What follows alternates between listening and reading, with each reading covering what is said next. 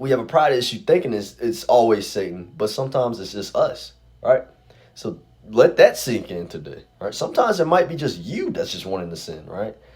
Get rid of that fleshly desires, right? The fleshly work, right? Get rid of that. And all that shit, I don't have to go through that storm, right? I can avoid that storm, right? But when you get into that storm, right, you better be praying. You better be praying really hard, right? Because you put yourself in that situation, right? But it's not a situation that God can't get you out of it, right? But you got to have full faith and believing in that, okay? So that's why. And then we got some verses to back it up. So let's go to Romans 13, verse 13, okay?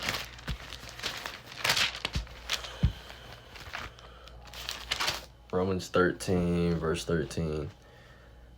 It's going to blow y'all minds. Let us walk with decency as in the daytime, not in carousing and drunkenness, not in sexual immorality, promiscuity, not in quarreling, jealousy, but put on the Lord Jesus Christ and don't make plans to gratify the desires of the flesh.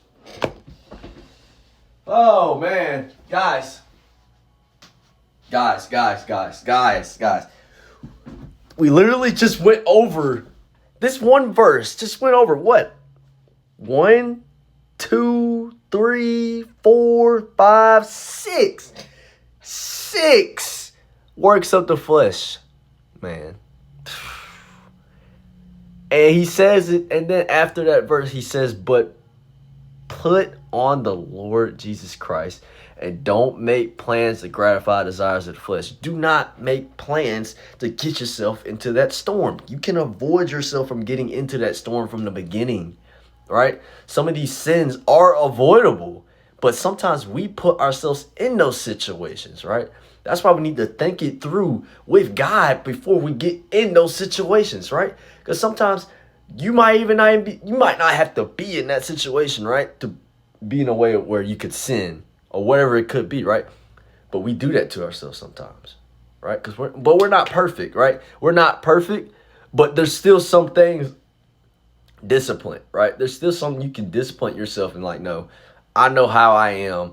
I know how I'm going to react, right? I know I would text that girl or guy if I kept her in my contact list, even though the relationship is over with, right? I know that if I go in that environment, then I could probably drink or whatever it could be. You know the tendencies. You know you, right?